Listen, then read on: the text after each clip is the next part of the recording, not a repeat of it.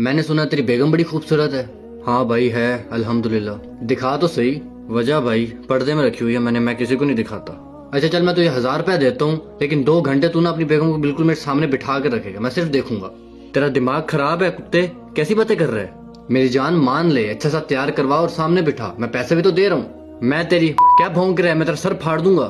तुम्हारी वाइफ को देखने के लिए अगर कोई शख्स तुम्हें 1000 रुपया दे और कहे कि सिर्फ मैं 2 घंटे ही देखूंगा, तो तुम्हारा क्या रिएक्शन होगा?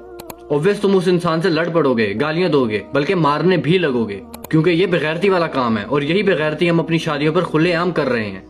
दूल्हा अपनी वाइफ को अच्छी तरह से तैयार करवा कर स्टेज पर बिठा देता है और नामहरम उसे आकर देखते हैं और 1000-2000 का लिफाफा देकर चले जाते हैं। दिखाना तो गलत बात है, लेकिन दूल्हे साहब अपनी वाइफ को पूरी पब्लिक के सामने नचवाते भी हैं, क्योंकि हमें ट्रेंड भी तो फॉलो करना है।